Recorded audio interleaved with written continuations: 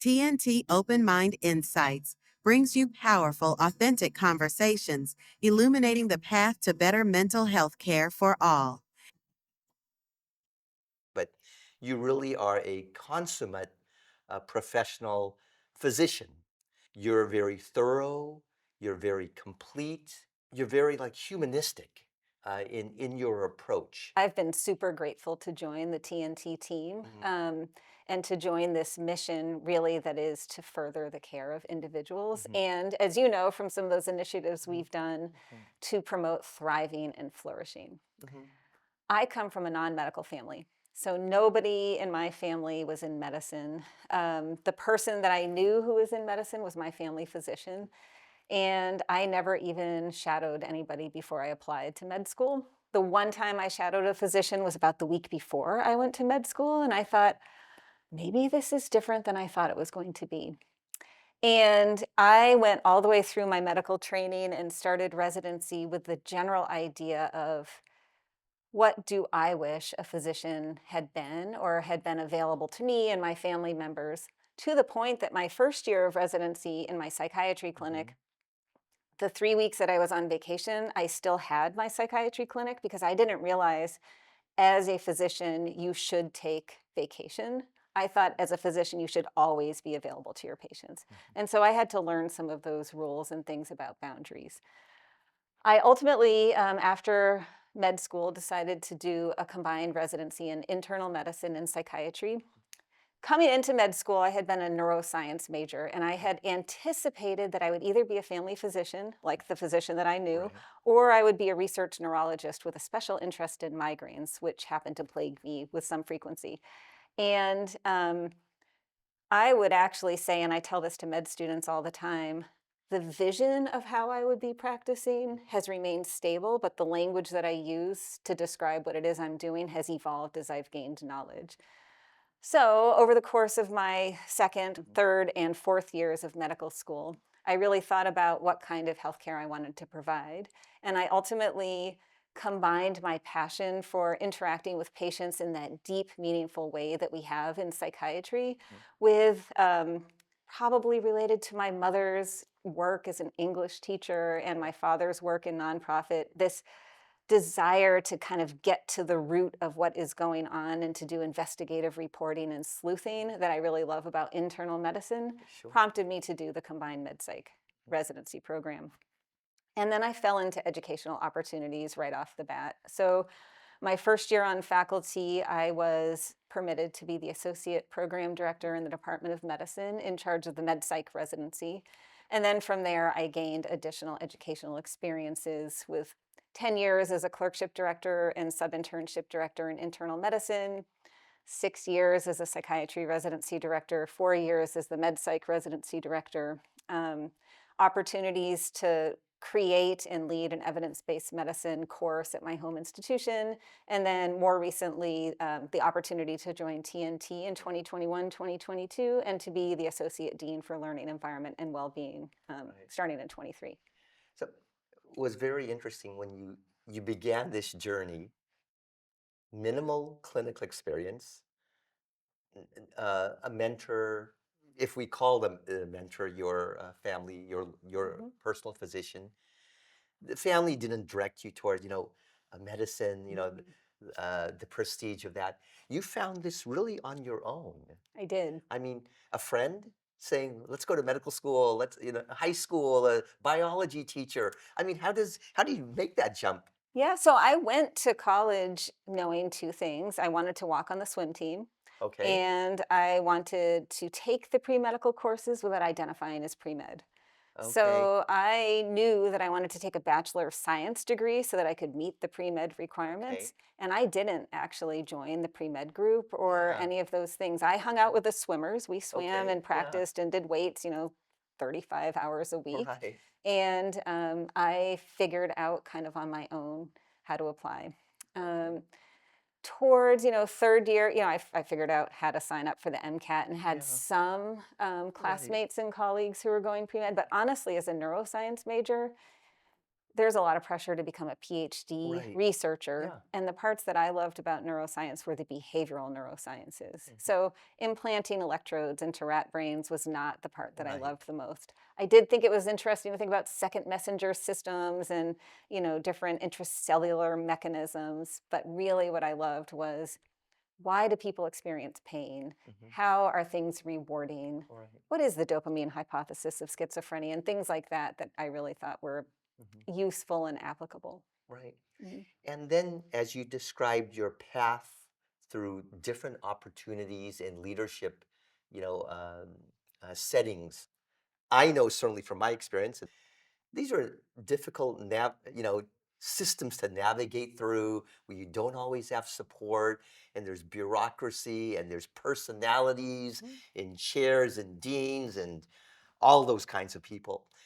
How did you keep yourself well and navigate to where what brought you into Mhm. healthcare was never disturbed? That overarching, this is why I'm here, um, you know, to help others, the humanity of it. How'd you get through all that? So I think taking care of patients is a giant privilege. Okay. Um, some things that I've stubbornly adhered to over the years that make me seem very dinosaurish. And if I had my phone case with you, it's got dinosaurs on the back of it for a reason. Yeah. I refuse to copy and paste in the medical record. Okay. I don't like templates that are opt out because I think they cause us to numb ourselves to the possibility that information we're putting in there is actually inaccurate. And I am the kind of physician who, when I'm rounding on the inpatient medicine service, if it's Sunday and it's 7 o'clock and I'm finally getting ready to get out of the hospital and I walk by a family's member who's outside a patient's room, I will stop and talk to them because that's what I enjoy doing in terms of the medical care. I also very much enjoy finding those areas where the stones haven't been fully overturned, and I can figure out with my combined knowledge of whole patients, well, actually, it isn't a panic attack, it's atrial fibrillation. Or these symptoms that are kind of non-specific and nobody's been able to figure out, it's adrenal insufficiency. And so the connection with the people and the opportunity to engage in this work has always been a privilege. When I have had the opportunity to feel less than fully well, frequently it has to do with duration of time since I've last rounded on a service or some other separation from my core values. And so then it's really stopping and thinking about, why am I doing this work? And how can I get involved in more things like that? Um, I've done a number of committee assignments and different kinds of work that get at patient safety, kind of the medications that we prescribe, interventions or innovations in one of my departments called Civility Champions, where we're really trying to implement principles of nonviolent communication and restorative justice so that people can be heard and seen as, fellow human beings in the healthcare workplace. And then to really make sure that I stay well on a daily basis, I stubbornly insist on exercising on a daily basis. And so that is something that keeps me well. I also have the luck of having a very supportive spouse who does a lot of the cooking and grocery shopping. Right. Coming back, I was picturing you in the hallways. It's 6 o'clock, you're walking there, and then that patient is there. I have a feeling you lose a sense of time when you're at work. I can just, Mhm. like, a lot of us, okay, we sort of got to get home, our shift is over, let me do the sign out. But those things they're not your barriers. You, you know, time, and when I mentioned earlier, my observations of you to this point have been completeness, thoroughness. That brings you joy. It That does. it's complete. It's not, Mhm. I'm not exhausted at 7 o'clock after, a 12-hour shift or whatever the shifts are. That completeness that's your coffee at that point. Yeah, I was once Yeah. told by a resident, sort of complimenting what you Yeah. just said, that Dr. G, you're the only person I've ever seen who seems to enjoy writing progress notes, or really seems to take delight in these interactions with patients. Now, it is to the detriment of, people know in my house, if I'm on these particular services, it'll be late when I get home. And so it's a good thing that I'm not rounding 52 weeks a year, because that would be unsustainable. But yes, for the work that I have the opportunity to do, I really do love it. Yeah. And again, you hit at the beginning, you would not be as successful as you are without those people at home. Right. I mean, they also probably fuel, don't come home until things, because we know if that's all complete. I mean, and you probably ask, you know, your husband, your kid, what are they're getting a lot out of just all the things you're doing that maybe aren't always verbalized. I hope so. Yeah. That's always the hope, right? Yeah. We'll see. Right, Mhm. right. And that completeness at work. How do you translate that to home? Is it a trait that you know b- you know with regard to life with family and loved ones and friends? Is there a parallel? Well, I think, evidence would say that you can't really multitask. And Hmm. so I think I have been able to serially hyper focus on things. And so one of the decisions I made early on when I had kids is I didn't want to go home and be working at home. And so up until they were about 12 or 13, I didn't bring work home, which Okay. sometimes meant I did stay late, Sure. but at least they wouldn't see mom at home wishing she was working instead of being with her kids. And so I try to be fully present where I am. And if I can't be fully present at home, I try to say very clearly, I have this meeting that I have to take. I'll be in this room taking that meeting, and then I could come back out and do these things with you. Yeah. We have had the opportunity to take some really amazing family vacations. I was a room parent for a few years for one of my child's classrooms, try to get involved in the things that they're doing and try to understand what's going on in their lives, as much as now adolescents will let me know. Right. Yeah. You've had a lot of leadership positions in well-being and physician wellness and so forth. Like, those are the important areas we've been all trying to get our hands around the last 20 plus years in healthcare. People are leaving, they're exhausted, they come into medicine very much like you did with just ideas. And by the end of 4 years, you see that flame sort of like flickering. Like, why did I go to medicine X, Y, and Z? And what have you learned through your experience, through the work you've done? How do we take care of ourselves in medicine? Some pearls, some ideas. You've probably already noticed I'm not totally concise. And I've done a lot of thinking on these issues. Some people will make a distinction between wellness and well-being. Yeah. And over the years, I would say 2 decades ago, there was this assumption, right when I finished residency, the day before duty hours went into place, I might add, there was this thought that if everybody would just have enough hours and take good care of themselves, they would be well. And I think there was at least a decade where the observations of people providing care in a system that doesn't work for all patients were kind of put to the side, and they were encouraged to build resilience strategies. Positive psychology definitely has a place, and I have been really benefited by doing various mindfulness practices, paying attention to the beauty of the sky, various things like that, exercising, for instance. But there comes a time when that's not enough if you're operating in a system where you can't provide the care that your patient needs. That's one of the things I've seen as a common theme in the fellows that we work with in TNT. And so at a certain point, and probably about 10 to 12 years ago, I became quite interested in quality improvement activities. And really actually have found that empowering people to identify those little things that if they were changed, let's say, boy, if we just had an easy implementable order set to make this process easier and effective, our lives would be so much better. So empower the learners to come up with an idea and then see if they can turn it into a quality improvement project.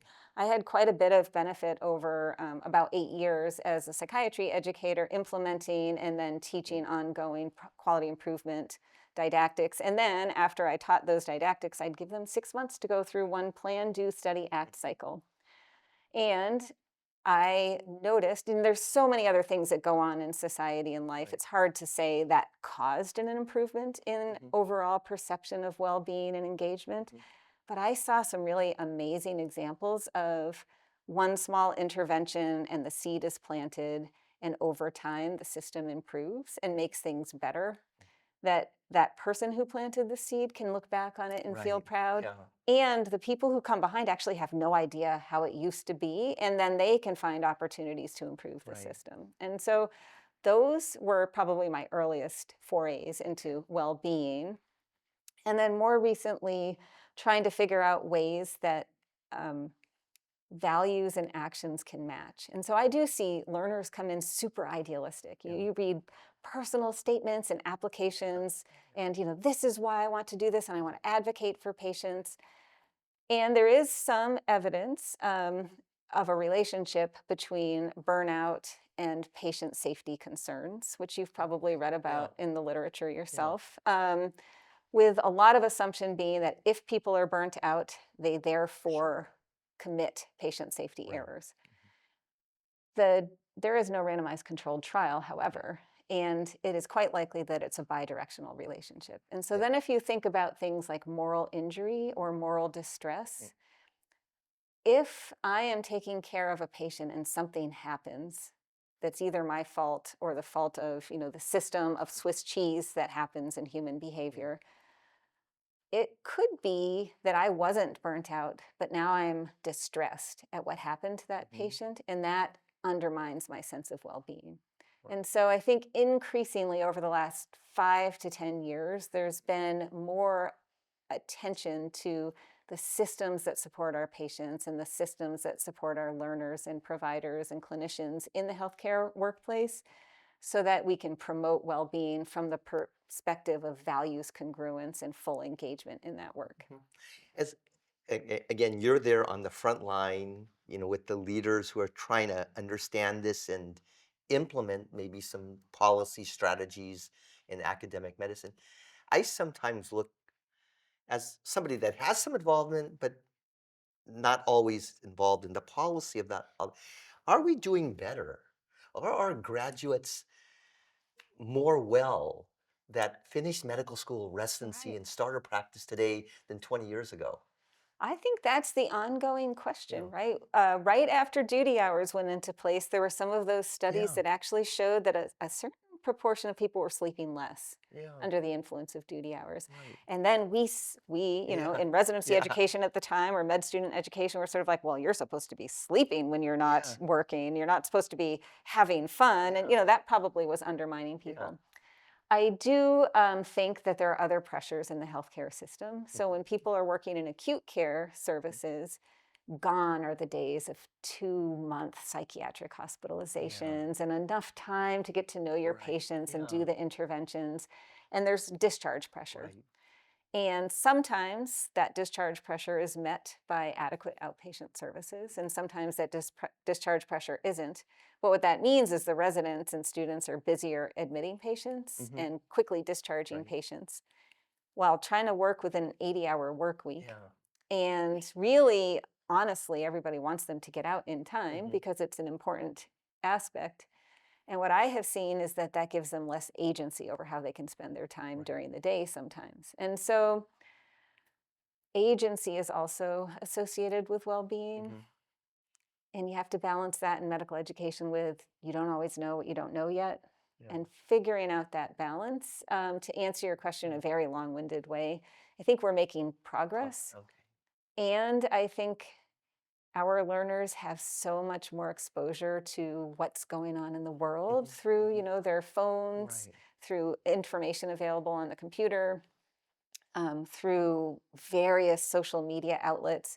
And I think rather than being able to just shut off the outside world and go to work in the hospital, the outside world and the hospital world and the clinic world are all kind of swirling around. And I I don't know that that's the function of a healthcare system Mhm.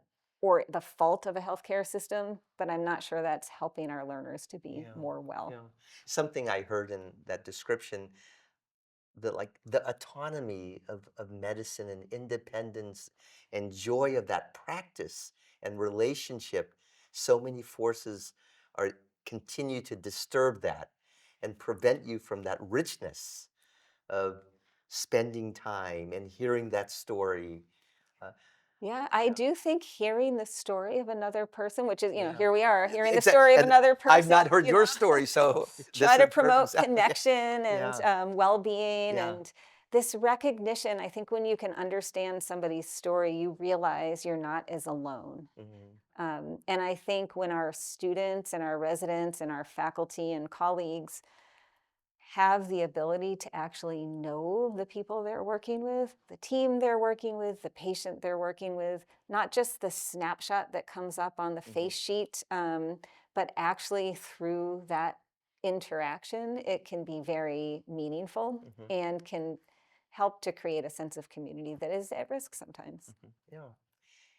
Now, sort of the evolution, you talked a little bit about, you know, the cell phone and all these different, digital and technological, features that are coming into medicine, and we're trying to figure out their role, artificial intelligence. Mhm.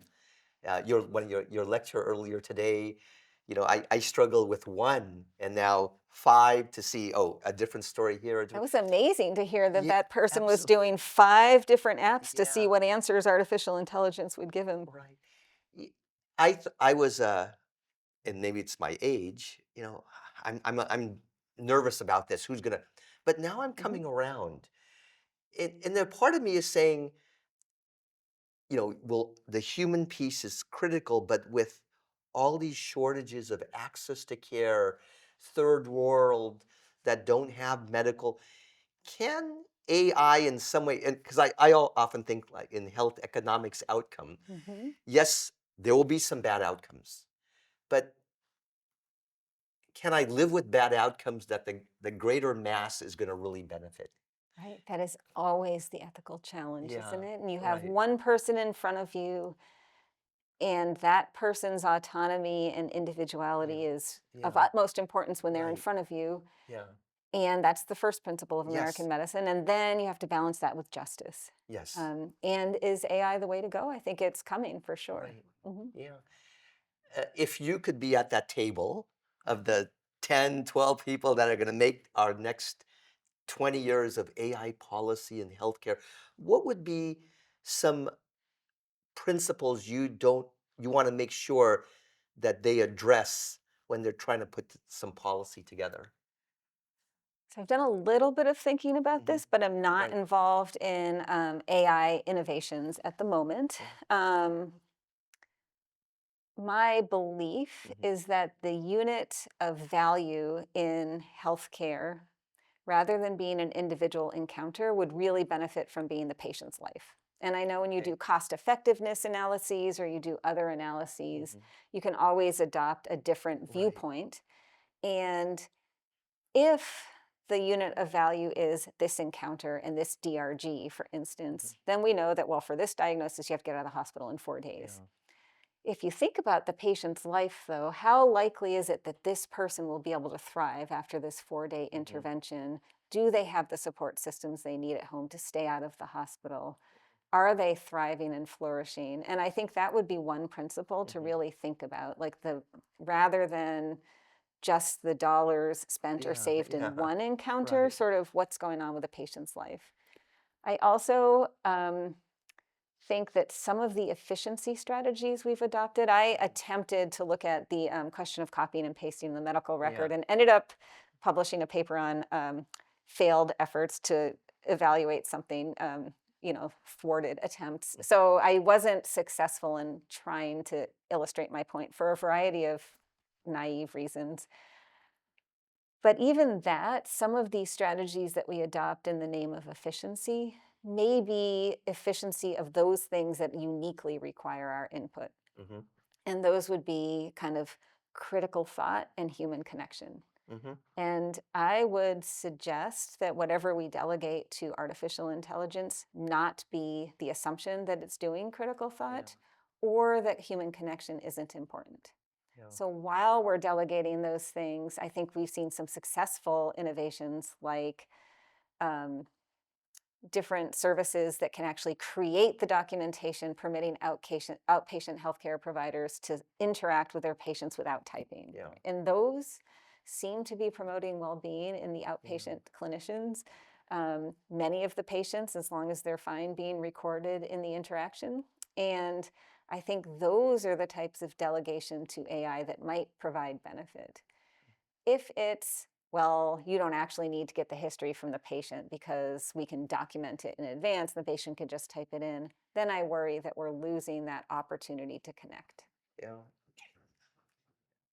So many ideas that come through Sorry. my mind.